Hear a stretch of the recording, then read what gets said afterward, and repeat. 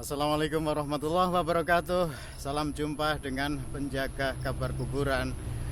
Di senja menjelang malam Jumat Kliwon, saya hanya ingin ngaji bareng dengan pohon petai Cina. Yang di tangan saya ini adalah pohon petai Cina. Tiga ayat akhir surat Yasin itu ingin saya bacakan. Bismillahirrahmanirrahim. Alaihissaladzi khalaqas samawati wal arda biqadirin ala yakhluqa mithlahum bala wal khallaqul alim. Innama amruhu idza arada syai'an ayyaqula lahu kun fayakun. Apa hubungannya dengan pohon petai Cina ini?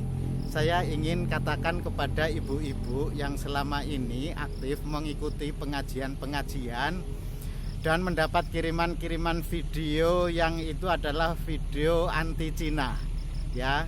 Video anti Cina memprovokasi, dan idza radasyan ayaqula lahu kun fayakun itu dianggap segala sesuatu terjadilah. Maka biarkan kereta itu lewat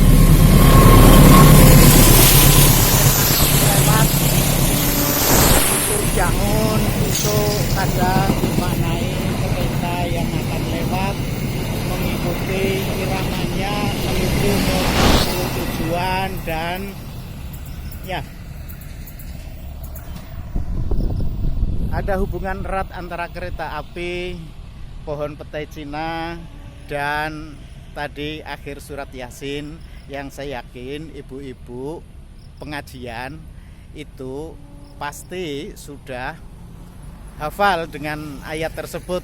Idza radasyan ayaqula lahu kun fayakun. Jika Allah berkehendak mengharap ada sesuatu terjadi, maka akan terjadi.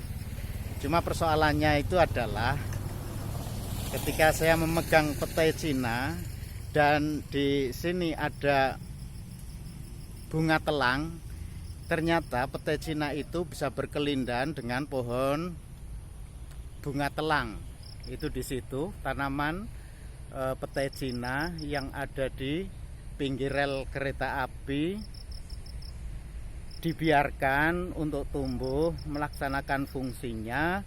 Dan apa yang ingin saya sampaikan kepada ibu-ibu, terutama jemaah-jemaah pengajian yang selama ini mendapatkan masukan-masukan dari orang-orang yang semangatnya itu adalah anti Cina.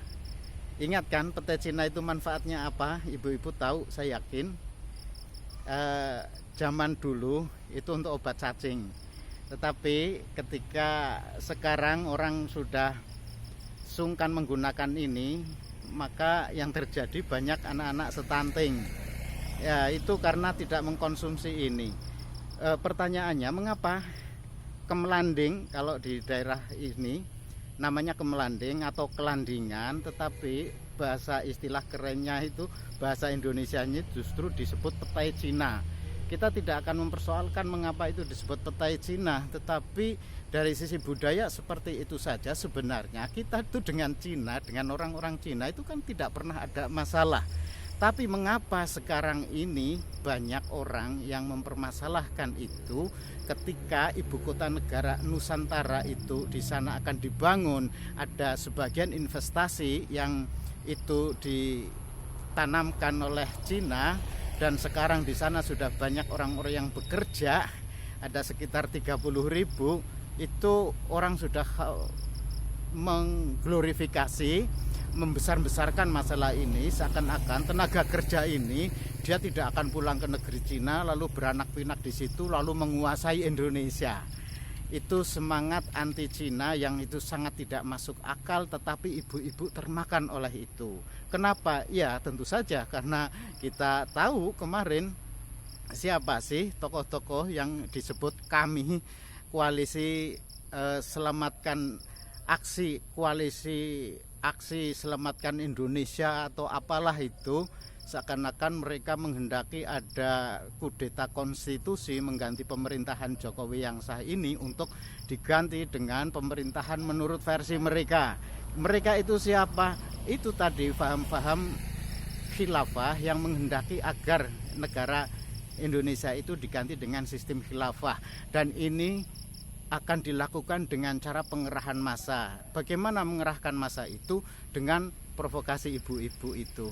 Ya, saya baru saja menerima video-video yang itu semua provokasi anti Cina, melakukan perlawanan, melakukan demo besar-besaran. Dan ini saya hanya ingin mengingatkan saja kepada emak-emak ini terutama, ya selama ini kita kenalkan pete Cina, dan di sini ada bunga telang, masing-masing ada manfaatnya. Ketika pete Cina, bunga telang itu bersatu, berkelindan, itu bisa, bunga telang itu untuk sayur, dicampur dengan pete Cina bisa untuk sayuran, dan itu enak sekali. Jadi untuk bikin pecel itu juga enak sebenarnya. Jadi kenapa kita tidak bicara soal ini, kembali kepada ayat wa ilahi turja'un itu? Kita akan kembali kepada Allah. Ya, idza arada syai'an ayaqula lahu kun fayakun. Fa subhanalladzi biyadihi malakutu kulli syai'in wa ilahi turja'un. Jadi Allah itu berkuasa atas segala-galanya. Kekuasaan Allah itu akan mengembalikan kita itu kepadanya. Kita akan kembali kepadanya, kepada Allah, andai kita memang memiliki keimanan betul bahwa Allah akan mengatur segalanya. Tidak mungkin Allah tidak campur tangan. Kalau toh benar ada rencana-rencana Indonesia akan dikuasai Cina, ya pasrah saja kepada Allah gitu loh.